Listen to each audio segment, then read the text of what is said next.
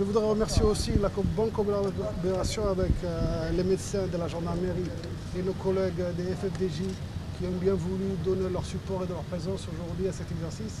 Remerciements également à la direction de Badawi Mall qui nous a facilité l'ouverture.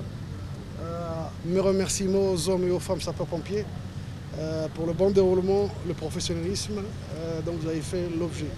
Je vous remercie et mes félicitations encore une fois. Sachez que le jour où il adviendra quelque chose, il faudrait qu'on le soit professionnel, efficace, comme vous l'avez fait aujourd'hui. Mes remerciements encore aux instructeurs qui ont eu cette très bonne idée. Disons-le que cet exercice fait l'objet d'une formation pour officiers de garde qui a bien abouti aujourd'hui.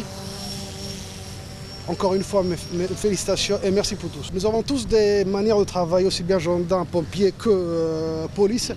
Il faudrait qu'on se mette tous ensemble pour pouvoir peaufiner parce qu'un plan n'est utile que s'il est pratiqué sur le terrain. Si nous gardons tout cela, chacun dans son domaine, et que nous ne le pratiquons pas ensemble, donc il faudrait qu'on se retrouve entre forces de sécurité pour qu'on puisse travailler le jour J, non seulement entre nous, mais aussi pour qu'on puisse travailler avec nos amis et collègues forces étrangères qui sont à Djibouti de la meilleure des manières.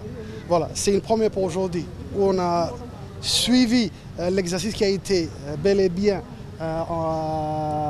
fait par la gendarmerie dans le cadre d'un acte de terrorisme. Là, c'est l'aspect secours à victimes et transport dans tous ces domaines de compétences. Bawadi, c'est un lieu qui n'a pas été choisi par hasard, c'est un lieu qui est très fréquenté, donc où il pourrait très bien avoir besoin de vous dans un dispositif aussi conséquent que celui-ci. Donc c'était intéressant de pouvoir travailler comme ça.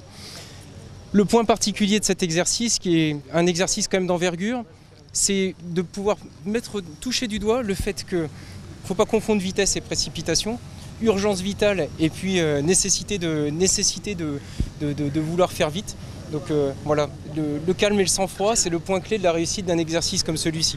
La survie des gens qui sont pris en compte dépend à la fois de la vitesse d'exécution, mais en même temps de l'organisation qui est nécessaire.